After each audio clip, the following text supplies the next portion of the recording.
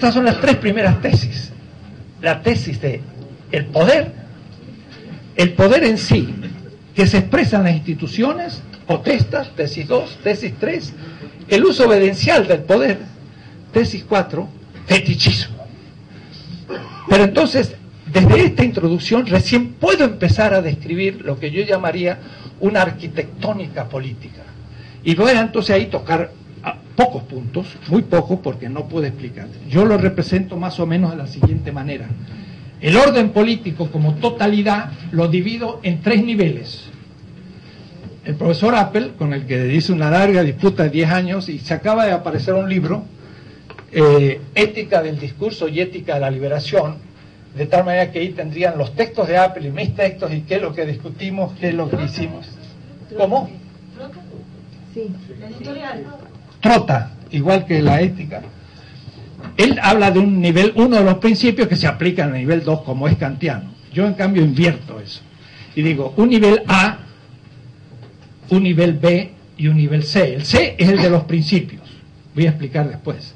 El nivel B sería lo que él llama el hermenéutico de aplicación, pero para mí ya no son un orden de aplicación, son las instituciones. Y de lo que él nada habla es de la praxis misma, la acción. Entonces, el punto de partida, y de lo que la filosofía política se ocupa muchísimo, es de la praxis política. Aristóteles, en la ética nicómaco y en la política, habla justamente de la acción política y de las virtudes de la política. Y está a un nivel de las acciones. Maquiavelo estudia eso, las reglas estratégicas de la política.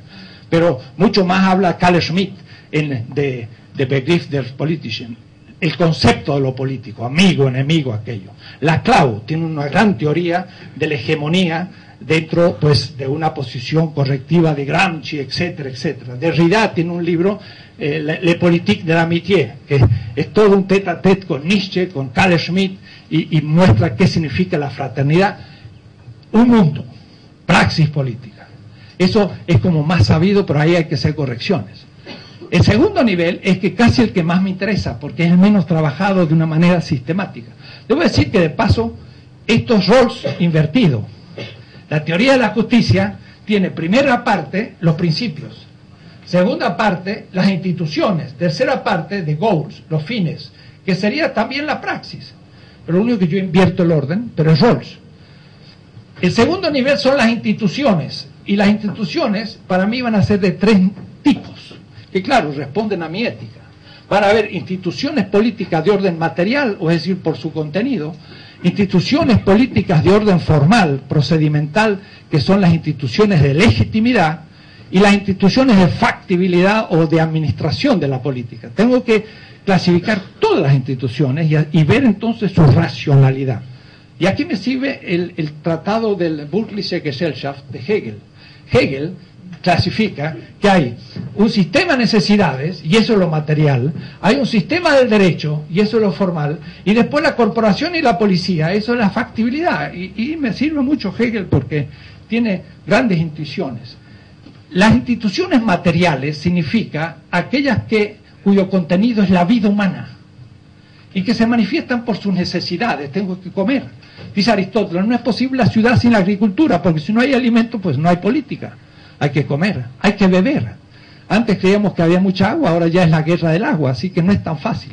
Hay que tener un vestido, hay que tener una casa, pero también hay que tener una educación, y hay que tener muchos contenidos de esa voluntad de vida. Entonces, el campo político ahora es atravesado por otros campos materiales.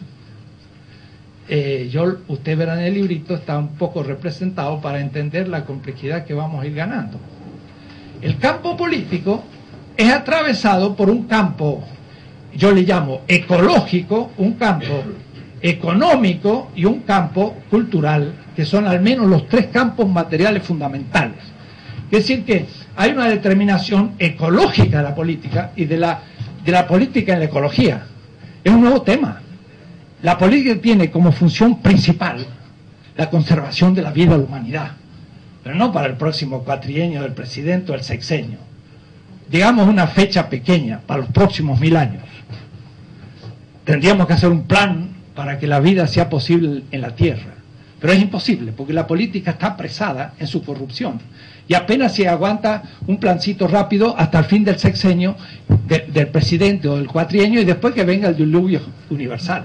El señor Bush no firma el protocolo de Kioto porque no hace que produzca una crisis económica en Estados Unidos, y como eso es lo principal, que se hunda el mundo, pero que no tenga yo una crisis en mi cuatrienio. Después que el que venga haga lo que puede. Puede decir, el campo ecológico determina como sobrevivencia, el campo económico ha sido estudiado por Marx. El capitalismo, con el criterio de racionalidad, aumento de la tasa de ganancia, no es el criterio producción, reproducción y aumento de la vida humana, que es el criterio vida. Entonces uno está matando a la humanidad, y está ecológicamente matando, como lo muestra Marx en el Tratado del Valor Relativo, y está produciendo una pobreza gigantesca en la tierra, y no se puede salvar eso, porque el sistema se vendría abajo si deja de producir pobres. Entonces el capitalismo, desde el punto de vista de la vida, es una imposibilidad. Ahora, ¿cómo salir? Bueno, veremos, pero hay que tener como horizonte que la crítica del capital es un problema político fundamental.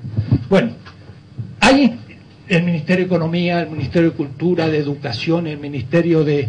Casi todos los ministerios de un gobierno son de orden material. El segundo orden es las instituciones de legitimidad. Y esas son la Constitución, el Poder Legislativo, el sistema de las leyes, los jueces y el Estado de Derecho. Entonces, ahí hay que describir todo eso claramente. Ahora, justamente el Estado de Derecho, que es fundamental, Carl Schmitt lo quiere poner en cuestión porque dice no es la última instancia. Y es ahí donde Carl Schmitt dice hay una voluntad que puede dejar el Estado de Derecho en vilo, y es el estado de excepción, que trata en Agamben en su librito último, Status de Excepciones. El estado de excepción muestra que aún la autoridad de la potestas puede dejar a las leyes en vilo cuando éstas en un momento de crisis no son suficientes. Por ejemplo, la institución legal de la dictadura en Roma, no entre nosotros. Y entonces es una institución que muestra que hay una voluntad detrás del derecho. Y como era un hombre de derecha, muestra este elemento material. Bueno, ahí yo, gracias al caso argentino, propongo un nuevo Estado. El señor de la Rúa, para que la gente se tranquilice, decreta el estado de excepción. ¿Y qué hace la gente? Sale a la calle y deja el estado de excepción en vilo. O decir, lo manda a su casa, al presidente. Y dice que se vayan todos.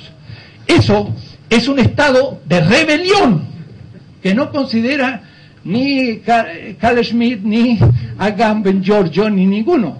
Porque el estado de excepción es todavía de la potestad, pero el estado de rebelión es cuando el pueblo dice un momentito, yo soy la última instancia del poder. Y si usted me está matando a mí, pues entonces usted no funcione y váyase a su casa.